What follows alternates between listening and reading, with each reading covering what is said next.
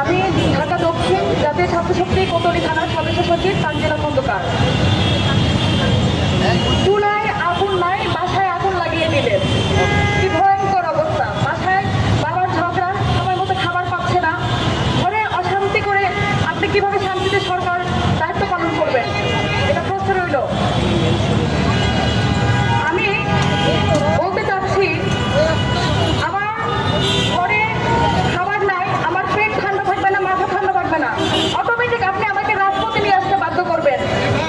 অতএব আপনারা আমাদের মাথা ঠান্ডা রাখার ব্যবস্থা করেন। একটা সাধারণ আমার মৌলিক চাহিদা গ্যাস, তা পাচ্ছি না। আপনি প্রথমেই ক্ষমতায় এসে জ্বালানি নিয়ে টান দিলেন, বিদ্যুতের দাম বাড়িয়ে দিলেন, এখন গ্যাস নাই। কিভাবে চলবে একটি দেশ? আমার জুলাই গণঅভ্যুত্থানের পর এটাকে আমরা আশা করেছিলাম? অবশ্যই না। জুলাই বেশি দিন হয় নাই, আমরা রাজপথও ভুলি নাই। আপনি এমন কিছু করবেন না যাতে রাজপথে আসতে আমরা বাধ্য হই। আপনি একেবারে গ্যাস বন্ধ করে দিলেন, গ্যাসের চাপলে সেটাও নিভে নেব আলো দিয়েছে, এখন তো আপনি পুরো সুইচ অফ। আমি না খেয়ে আসছি, আমার মাথা গরম, এখন উল্টা কথা বলে আপনি দোষ দিতে পারবেন না, কারণ আপনি আমার মৌলিক চাহিদায় টান দিয়েছেন। আমরা মানব না এভাবে। আমরা অনুরোধ করছি, এখনো আমাদের মৌলিক চাহিদাগুলো নিশ্চিত করুন। বিদ্যুতের দাম লাগামহীন, কেন এত বিদ্যুতের দাম বাড়বে? আমার শিল্পের অবস্থাটা খারাপ করে দিচ্ছেন। গ্যাস এমন একটা আমাদের জ্বালানি উপাদান, আপনি আমার শিল্প কারখানা না আসলে আমার শ্রমিক বাঁচবে না, আমার দেশ বাঁচবে না। শ্রমিকরা রাজপথে চলে আসবে, আপনার সাথে চলে আসবো। অতএব অনুরোধ, আপনি অবশ্যই এই গ্যাসের সমস্যা দূর করুন। আমরা এখন আপনার প্রতি বিশ্বাস রাখি। আমরা এমন কোনো সংকটময় অবস্থান দেশের জন্য করতেও চাই না। আপনারা অবশ্যই দায়িত্বশীলতার সাথে বিদ্যুতের দাম কমাবেন, গ্যাসের সংকট দূর করবেন।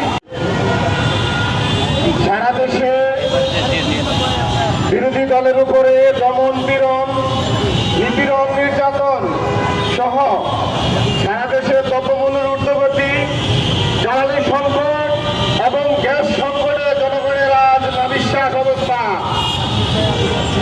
কিন্তু আমরা দেখতে পাচ্ছি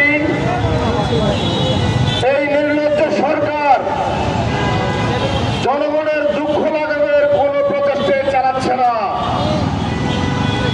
বরং তারা ক্ষমতায় আসার পরে এবং ক্ষমতায় আসার আগেও যে প্রতিশ্রুতি দিয়েছিল সেগুলো নির্লজ্জভাবে আজকে প্রতিশ্রুতি ভঙ্গ করছে, প্রত্যাখ্যান করছে।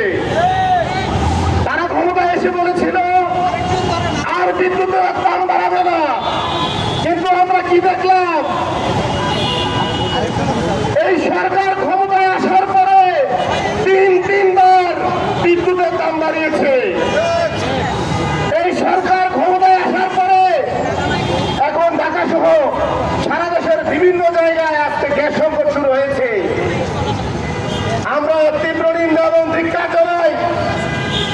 এছাড়াও সরকার যেভাবে আজকে ভিন্নমতকে দমন করছে, আমরা মনে করছি সরকার যে আওয়ামী লীগের খুঁজে ধরেছে, এই সরকার আবার একদলীয় শাসনের দিকে যাচ্ছে।